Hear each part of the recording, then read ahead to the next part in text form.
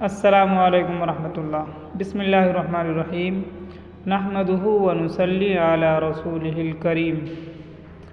عقیدوں کا بیان۔ میرے عزیزو دوستو، ایک مسلمان کا عقیدہ کیا ہونا چاہیے، اسی کے بارے میں ہم آپ کو آج کچھ وضاحت لے کر حاضر ہوئے ہیں، سماعت فرمائیں۔ تمام عالم پہلے بالکل ناپید تھا، پھر اللہ تعالیٰ کے پیدا کرنے سے موجود ہوا۔ اللہ تعالیٰ ایک ہے اور وہ کسی کا محتاج نہیں، نہ اس نے کسی کو جنا اور نہ وہ کسی سے جنا گیا، نہ اس کی کوئی بیوی ہے اور کوئی اس کے مقابل نہیں۔ وہ ہمیشہ سے ہے اور ہمیشہ رہے گا، وہ زندہ ہے، ہر چیز پر اس کی قدرت ہے، کوئی چیز اس کے علم سے باہر نہیں، وہ سب کچھ دیکھتا ہے، سنتا ہے، جو چاہے کرتا ہے، کوئی اس کی روک ٹوک کرنے والا نہیں۔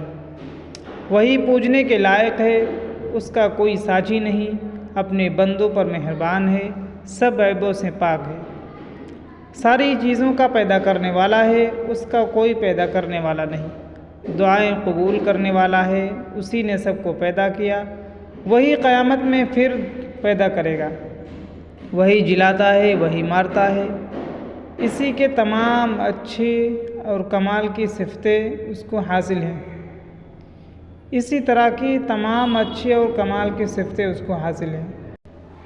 بری اور نقصان کی کوئی صفت اس میں نہیں، نہ اس میں کوئی عیب ہے، اس کی سب صفتیں ہمیشہ سے ہیں اور ہمیشہ رہیں گی، اور اس کی کوئی صفت کبھی نہیں جا سکتی۔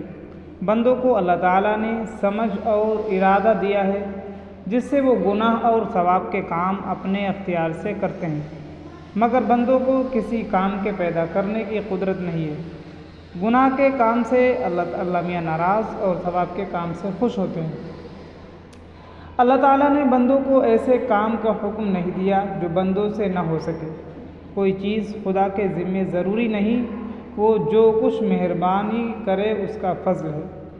بہت سے پیغمبر اللہ تعالیٰ کے بھیجے ہوئے بندوں کو سیدھی راہ بتلانے آئے ہیں، اور وہ سب گناہوں سے پاک ہیں۔ گنتی ان کی پوری طرح اللہ تعالیٰ ہی کو معلوم ہے۔ ان کی سچائی بتلانے کو اللہ تعالیٰ نے ان کے ہاتھوں ایسی نئی اور مشکل باتیں ظاہر کی جو اور لوگ نہیں کر سکتے۔ ایسی باتوں کو معجزہ کہتے ہیں۔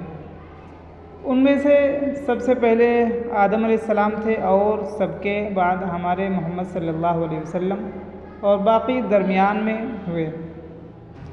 ان میں بعضیں بہت مشہور ہیں، جیسے نوح علیہ السلام، حضرت ابراہیم علیہ السلام، اسحاق علیہ السلام، اسماعیل علیہ السلام، یعقوب علیہ السلام، یوسف علیہ السلام، داؤد علیہ السلام، سلیمان علیہ السلام، ایوب علیہ السلام، موسیٰ علیہ السلام، ہارون علیہ السلام، لوط علیہ السلام، زکریہ علیہ السلام، یحییٰ علیہ السلام، صالح علیہ السلام، ہود علیہ السلام، شعیب علیہ السلام، عیسیٰ علیہ السلام۔ سب پیغمبروں کی گنتی اللہ تعالیٰ نے کسی کو نہیں بتلائی، اس لیے یوں عقیدہ رکھے کہ اللہ تعالیٰ کے بھیجے ہوئے جتنے پیغمبر ہیں، ہم ان سب پر ایمان لاتے ہیں، جو ہم کو معلوم ہے ان پر بھی اور جو نہیں معلوم ان پر بھی۔ پیغمبروں میں بعضوں کا مرتبہ بعضوں سے بڑا ہے۔ سب سے زیادہ مرتبہ ہمارے محمد صلی اللہ علیہ وسلم کا ہے، اور آپ کے بعد کوئی نیا پیغمبر نہیں آ سکتا۔ قیامت تک جتنے آدمی اور جن ہوں گے، آپ ان سب کے پیغمبر ہیں۔ ہمارے پیغمبر کو اللہ تعالیٰ نے جاگتے میں جسم کے ساتھ مکے سے بیت المقدس اور وہاں سے 7 آسمانوں اور وہاں سے جہاں تک اللہ تعالیٰ کو منظور ہوا پہنچایا، اور پھر مکے میں پہنچا دیا۔ اس کو معراج کہتے ہیں۔ اللہ تعالیٰ نے کچھ مخلوقات کو نور سے پیدا کر کے ان کو ہماری نظروں سے چھپا دیا ہے، ان کو فرشتے کہتے ہیں۔ بہت سے کام ان کے حوالے ہیں، وہ کبھی اللہ تعالیٰ کے حکم کے خلاف کوئی کام نہیں کرتے۔ جس کام میں لگا دیا ہے اس میں لگے ہیں۔ ان میں 4 فرشتے بہت مشہور ہیں، حضرت جبریل علیہ السلام، حضرت میکائیل علیہ السلام، حضرت اسرافیل علیہ السلام اور حضرت اسرائیل علیہ السلام۔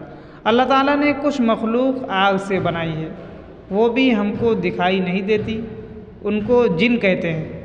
ان میں نیک و بد سب طرح کے ہوتے ہیں، ان کے اولاد بھی ہوتی ہے، ان میں سب سے زیادہ مشہور شریر ابلیس یعنی شیطان ہے۔ مسلمان جب خوب عبادت کرتا ہے اور گناہوں سے بچتا ہے اور دنیا سے محبت نہیں رکھتا اور پیغمبر صاحب کی خوب تابعداری کرتا ہے تو وہ اللہ تعالیٰ کا دوست اور پیارا ہو جاتا ہے۔ ایسے شخص کو ولی کہتے ہیں۔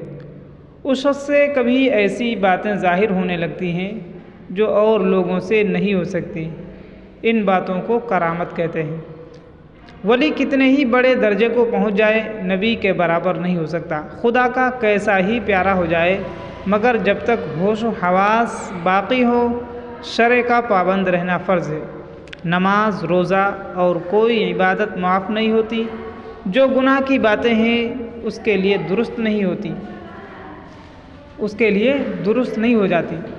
جو شخص شریعت کے خلاف ہو وہ خدا کا دوست نہیں ہو سکتا۔ اگر اس کے ہاتھ سے کوئی اچنبھے کی بات دکھائی دیوے تو وہ جادو ہے یا نفسانی اور شیطانی دھندا، اس سے عقیدہ نہ رکھنا چاہیے۔ ولی لوگوں کو بعض بھید کی باتیں سوتے یا جاگتے میں معلوم ہو جاتی ہیں، اس کو کشف اور الہام کہتے ہیں۔ اگر وہ شرع کے موافق ہے تو قبول ہے اور اگر شرع کے خلاف ہے تو رد ہے۔ اللہ اور اس کے رسول نے دین کی سب باتیں قرآن و حدیث میں بندوں کو بتلا دی۔ اب کوئی نئی بات دین میں نکالنا درست نہیں۔ ایسی نئی بات کو بدعت کہتے ہیں۔ بدعت بہت بڑا گناہ ہے۔